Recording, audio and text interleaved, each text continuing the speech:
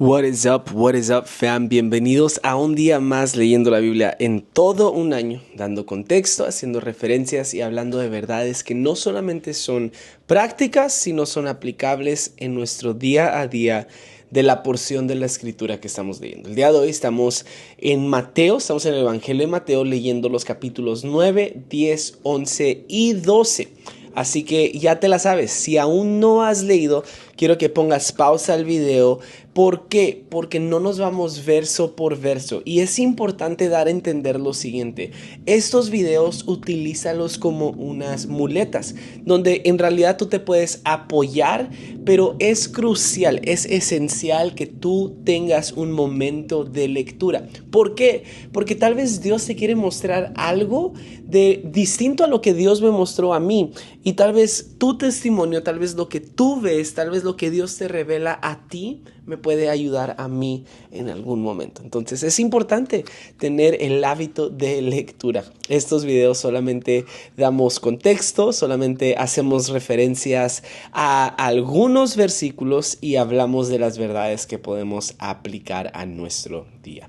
Bueno, ya di lo suficientemente tiempo, espero que ya regresaste, espero que ya leíste. Y bueno, en Mateo 9 al 12 vamos a ver que Jesús no solo afirma ser el Mesías, sino demuestra que Él es el Mesías. ¿Con qué? Con acciones, enseñanzas y el cumplimiento de la profecía. Vemos cómo sus milagros, su respuesta a Juan el Bautista y las reacciones de los fariseos solamente revelan quién es Él en realidad. Pero surge una gran pregunta. El Evangelio de Mateo, en estos capítulos, surge una pregunta que me obliga a hacértela. ¿Qué pasa cuando Jesús no se ajusta a lo que esperábamos? ¿Qué es lo que sucede cuando Jesús no se ajusta a lo que tú y yo queríamos que Él hiciera? ¿Qué es lo que pasa? Bueno, en Mateo vamos a ver esa respuesta y de hecho es parte de las verdades aplicables y prácticas de nuestro día, pero ya sabes que eso es al final. Vamos a ver que Mateo estructura su evangelio para mostrar a Jesús como el nuevo Moisés. Eso lo vimos un poco el día de ayer, pero quiero hacer énfasis en lo siguiente. Mateo va a organizar sus enseñanzas en 5 bloques que reflejan en realidad el Torá.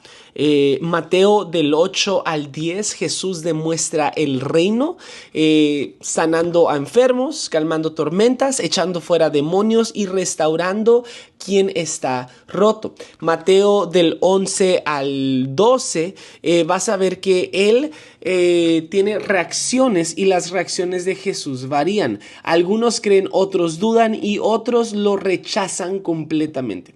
Incluso vamos a ver que el hombre que se supone que debería de estar en certeza, el hombre que se supone que debería de estar convencido, el hombre que se supone que debe de tener esta revelación de quién es Jesús, el Mesías, debería de ser Juan. Y vemos que Juan mismo duda de quién es Jesús. Te recuerdo, dándote un poco de contexto. Juan es la persona que es bautizada por el Espíritu de Dios en el vientre. Juan es quien prepara el camino. Juan es quien abre el camino, ¿verdad? Es el hombre, el mejor hombre que haya nacido de una mujer, de acuerdo a palabras de Jesús. Entonces, si alguien se supone que debe de estar convencido de quién es Jesús, es Juan, pero Juan duda. Y de eso quiero hablar un poco, ¿no? Vamos a ver cómo Juan el Bautista comienza a cuestionar si Jesús realmente es el Mesías. Jesús no solamente va a predicar, sus milagros confirman quién es, pero también desafían nuestra expectativa sobre cómo debemos de actuar ante Dios. Hay una frase que vas a ver repetida en el Evangelio de Mateo y esa va a ser cuando Jesús terminó. Vamos a verla en el capítulo 7, en el verso 8, cuando Jesús terminó. Vamos a verla Bueno, ese es el primer bloque en realidad. Vamos a verla en capítulo 9. No, sí, es capítulo 9. He venido a llamar justos, sino a pecadores. Vamos a verla en capítulo 11, en el inicio del capítulo 11, cuando Jesús terminó. Y la vamos a ver en realidad alrededor de todo el libro de Mateo. Otra referencia es capítulo 12, verso 53, cuando Jesús terminó de contestar. También lo vamos a ver más adelante, pero bueno, no quiero tomar mucho tiempo. Capítulo 19, cuando Jesús acabó de decir estas cosas, verso 1, y si no me equivoco, esa es la última del Evangelio de Mateo. Pero, ¿qué tiene que ver esta frase o por qué es importante esta frase para nosotros, Josh? Bueno, Mateo usa esta frase para marcar los 5 discursos principales en su Evangelio, reforzando la conexión, el simbolismo de que Jesús es el nuevo Moisés, dando referencia a y reforzando, la conexión al Torá.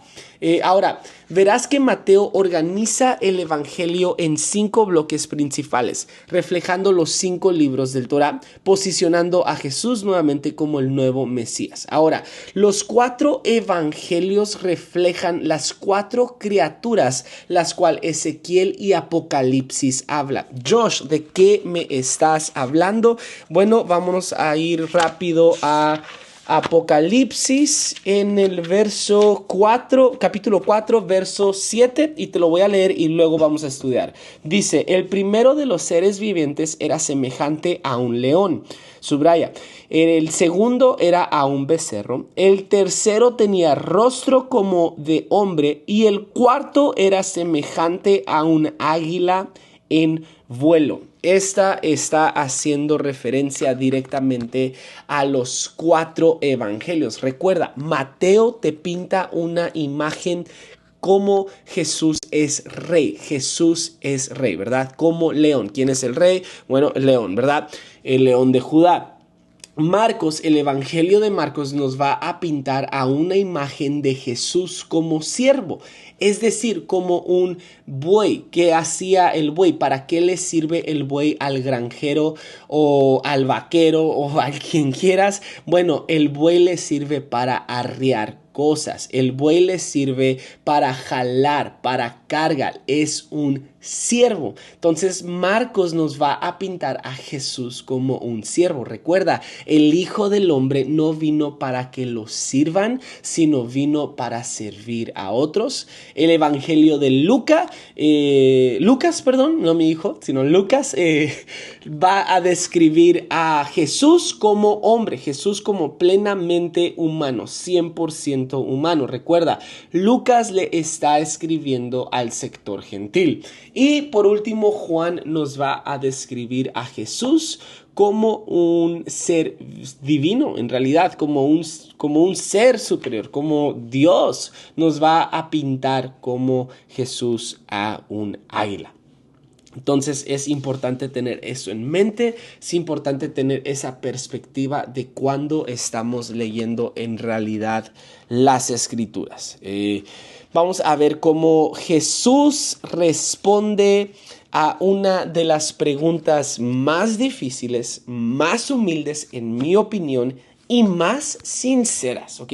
Quiero tomar un poco de tiempo en lo siguiente, en capítulo 11 y en la historia de cuando Juan duda acerca de Jesús. Dice, cuando Jesús terminó de dar instrucciones a sus 12 discípulos, se fue de ahí a enseñar y a predicar en otros pueblos. Juan estaba en la cárcel y al enterarse de lo que Cristo estaba haciendo, envió a sus discípulos a que le preguntaran, ¿eres tú el que ha de venir o debemos de esperar a otro?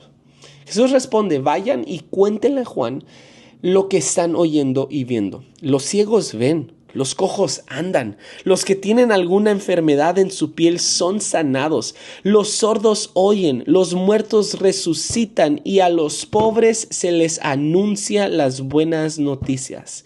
Dichosos el que no tropieza por causa mía. Mientras se iban los discípulos de Juan, Jesús comenzó a hablar a la multitud acerca de Juan. Y vamos a poner pausa a nuestra lectura, a nuestra referencia. Y quiero centrarme en lo siguiente. Muchas de las veces nosotros como seguidores de Cristo, en nuestro caminar, no somos lo suficientemente sinceros como Juan lo está haciendo. Josh, ¿cómo te atreves a decir eso de mí? No me conoces, no sabes con lo que lidio, no sabes con lo que batallo. Bueno, no te usaré a ti de ejemplo, pero me usaré a mí de ejemplo. Llevo 28 años en el Evangelio, llevo 28 años conociendo de Cristo, llevo 28 años viendo la misericordia, viendo la gracia, viendo milagros, viendo gente ser restaurada, viendo matrimonios ser restaurados, viendo a gente ser redimida, viendo milagros, viendo a cojos ser sanados, viendo a ciegos ser sanados. Llevo 28 años viendo la gloria del Señor en mi vida y aún a pesar de esos 28 años no he sido lo suficientemente sincero hasta ahorita diciendo, aún a pesar de todo eso, he dudado. ¿Por qué? Porque nadie quiere a un líder o a un pastor que ha dudado de lo que ha visto, de lo que ha experimentado y de lo que ha escuchado. Nadie quiere ser sincero en decir, aún a pesar de todos los milagros, hey, dudo de quién eres. Pero bueno, aquí tenemos a Juan en un momento crucial, en un momento vulnerable, en un momento donde ha sido arrestado y Juan ya sabe lo que le espera. Y por supuesto que Jesús ya sabe lo que le espera. Jesús responde a Juan diciendo, oye, ve y cuéntale a Juan que los cojos están siendo sanados, que los ciegos ven, que los cojos andan, que los que tienen enfermedades en su piel son sanados. ¿Sabes? Jesús en realidad está haciendo énfasis y referencia a Isaías 35 y 61. Pero algo curioso de esto es de que Jesús deja fuera aparte la liberación de los prisioneros. Acerca de lo que Jesús está haciendo énfasis y dando referencia a que, oye, están siendo sanados, deja la porción de que los prisioneros son libres. ¿Por qué? Porque cuando Juan estaba en prisión, Jesús sabía que él no iba a ser liberado. Eso es duro, pero también nos enseña algo clave, que Jesús es el Mesías aunque no haga lo que tú y yo queremos. Jesús es el Mesías aunque no haga lo que esperamos. Ojo, nuestra fe no puede basarse en lo que Dios hace o deja de hacer por nosotros. Él sigue siendo quien es aunque nuestra circunstancia no cambien. ¿A dónde voy con esto? Bueno, regreso a lo que dije al inicio de esta conversación. No porque yo he visto que Dios ha sanado a otros y Dios no me sane a mí, significa que Dios deja de ser Dios.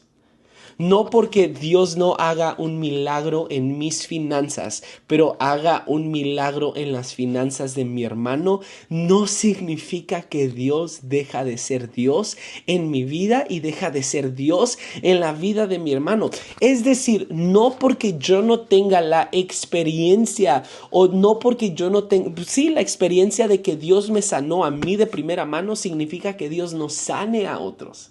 Ojo, Jesús es el Mesías, aunque no haga lo que esperamos.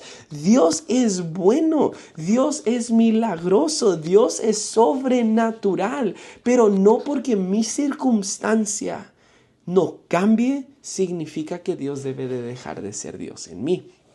Esa es la verdad aplicable y práctica del día de hoy, número 1. Y número 2, el reino de Dios es diferente a lo que tú y yo nos imaginamos. Juan esperaba un libertador. Jesús vino a cambiar corazones. Los fariseos querían un Mesías que confirmara su poder religioso. Jesús confrontó la religión de los fariseos, ¿verdad?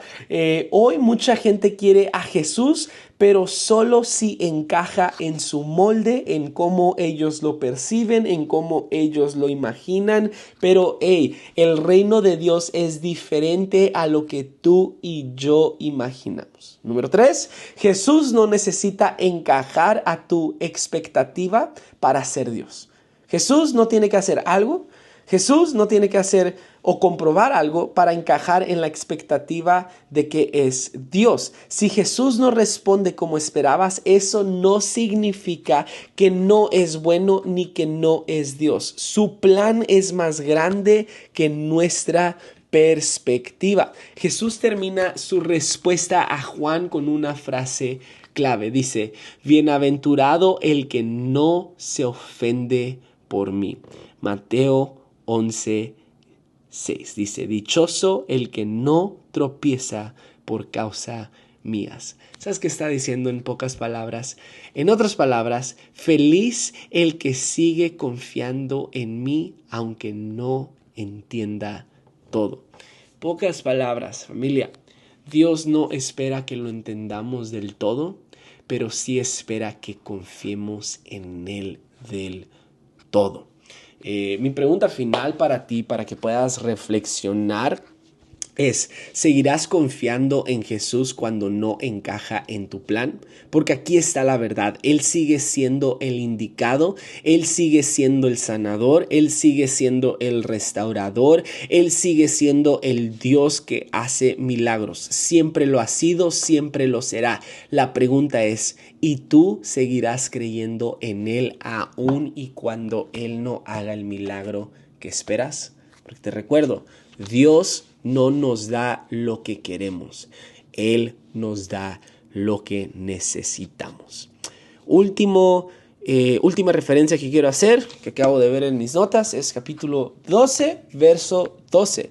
¿Cuánto más vale un hombre que una oveja?